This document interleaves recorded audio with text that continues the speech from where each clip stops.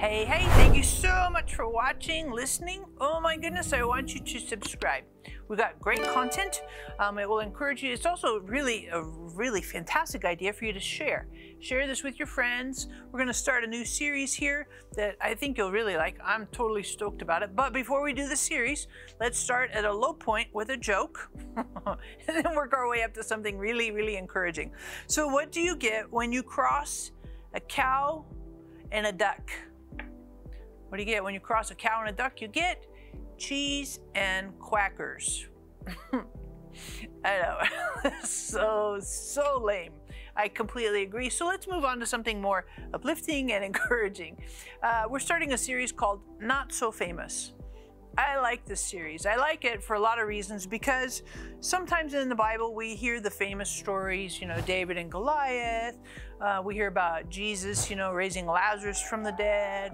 Some of these famous people, and the famous stories, Adam and Eve, Cain and Abel, Noah and the ark. We get some of this famous, Paul on the road to Damascus, Saul, that whole thing. And I really want us to think about people who are not so famous, because there's a boatload of cool things that we can experience and grow and apply in our lives from the not so famous people. The people that don't get all the airtime and visibility. So today we're going to start off with a dude who's not very famous. You've never maybe heard of him. His name is Hushai. Gesundheit. You're like, woo, who names their child Hushai? Exactly. That's $1 million question for a different episode. But what we're going to look at in this episode is, who is the guy? Well, the first time we meet him, we learn that he's David, King David, over king of Israel. He's David's friend. And I think in and of itself, that's a really interesting thing to think about, because kings, leaders, prophets, everybody needs friends, and good friends, not just ones that kind of come and go, or fair weather friends when everything's going well, but friendship that is deep and steady, consistent, and is there when everything hits the fan, literally. And that's who Hushai was for David. Because as you keep reading about him, you can read about him in 2 Samuel 15, starts off in verse 37. And then if you keep going and you read from verses 31 to 34, there's an interesting conversation between David and Hushai. In this time, David's son Absalom had come into Jerusalem to depose, kick David off the throne.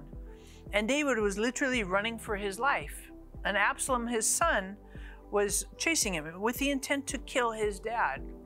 And so as David is running away, Hushai, David's friend, comes to David and is trying to be supportive. Oh my goodness, my friend is running for his life. I'm going to be there to help him do what he needs to be, encourage him, kind of stand next to him, be strong. And David says to him, if you're my friend, which you are my friend, Hushai, please go back and pretend to counsel Absalom. Give him advice that would counterpoint this other guy who is a famous counselor, and his name is Ahithophel. Ahithophel had amazing wisdom, and it said he spoke like the oracles of God. And so David knew if Absalom followed Ahithophel's advice, it'd be bad news for David.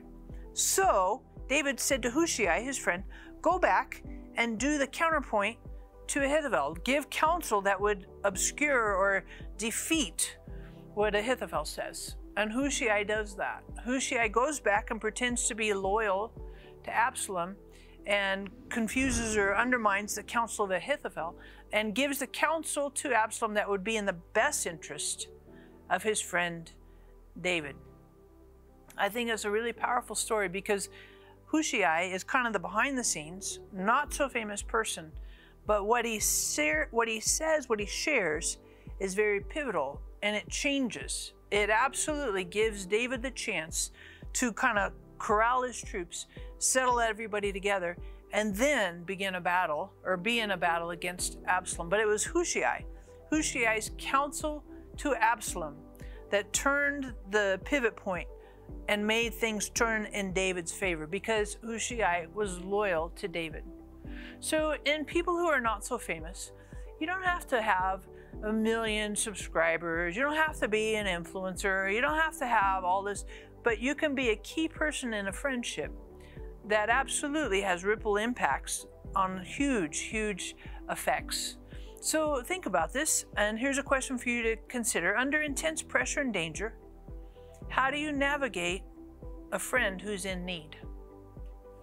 What do you do when your friend needs you and they're like drowning? Are you like the runaway, fair weather friend?